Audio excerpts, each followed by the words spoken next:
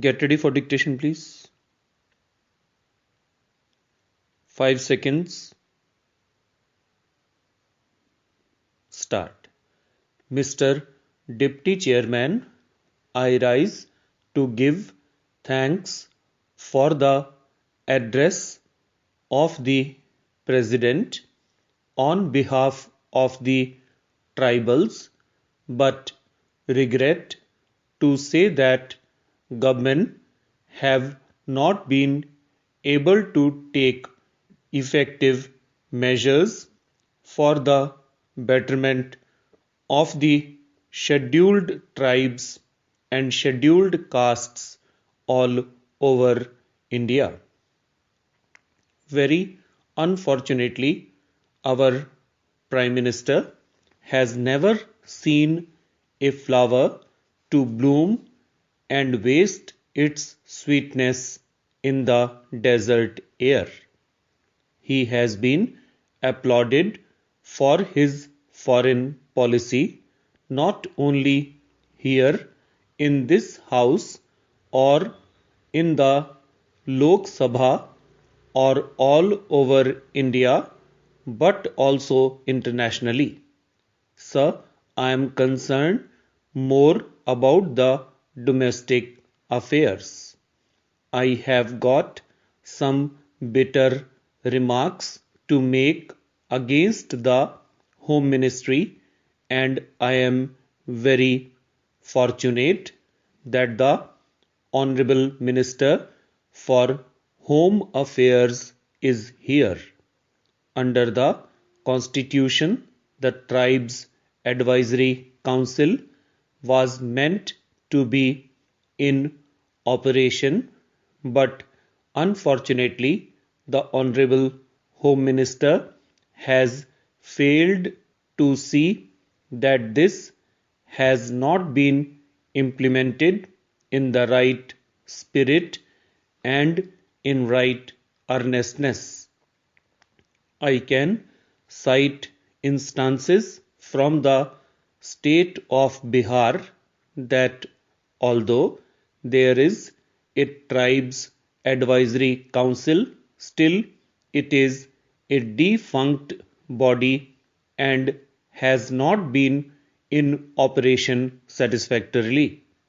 Similarly, there are tribes advisory councils in the states of Orissa and Madhya Pradesh, but from what I gather from the members of those states, the tribes advisory councils in those states are also very inoperative.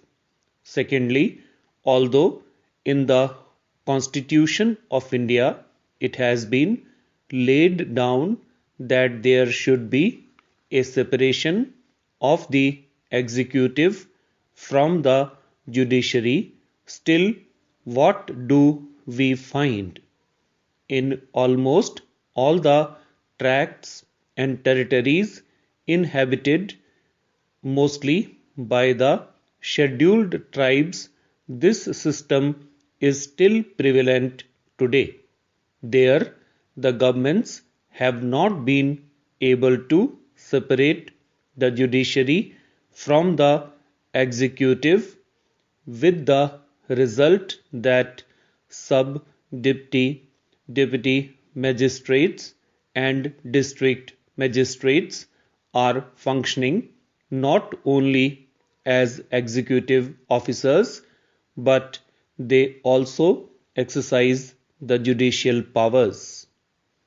And I am convinced that most of the state governments and especially the ruling party, the Congress party, is utilizing all its executive officers to suit their own purposes.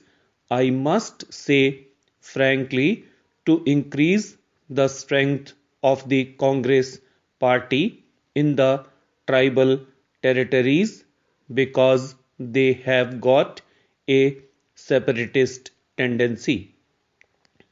Therefore, I implore upon the newly appointed Honorable Home Minister to see that when there has been this provision for the separation of the executive from the judiciary, it should be implemented not only in such territories and countries where the non-aboriginals are living today, but it must be implemented in right earnestness in the territories and countries where the tribals are living.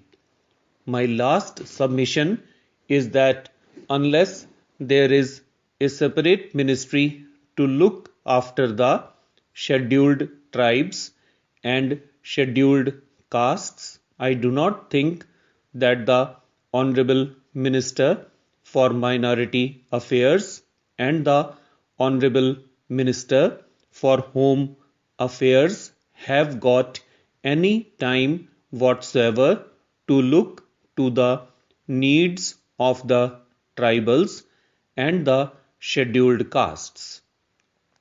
I again say, sir, with much emphasis that the tribals, at least of my part of the country, are losing faith in the government every day.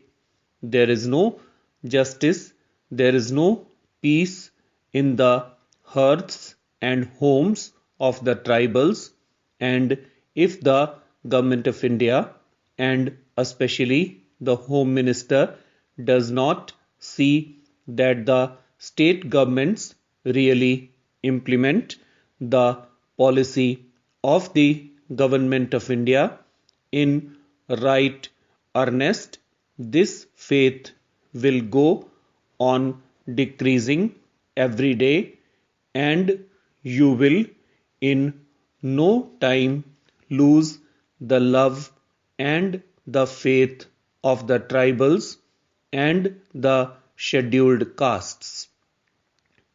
Mr. Vice Chairman, I rise to heartily support the motion of thanks which was moved yesterday.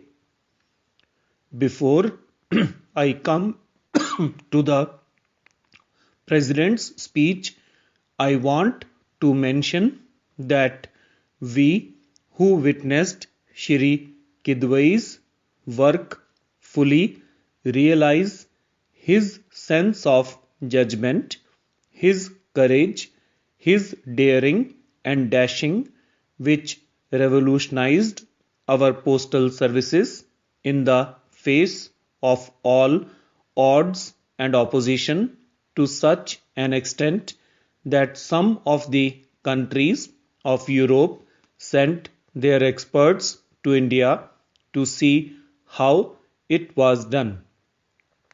The manner in which he solved the food problem also was nothing short of a miracle. Today we do miss him because we have pledged ourselves to the establishment of a welfare state conforming to a socialistic pattern. A man of dynamic qualities, he did not care for conventions, and by his foresight and sense of judgment, he proved himself a prophet under any difficult situation. Sir, we heard many criticisms leveled against this government by the opposition.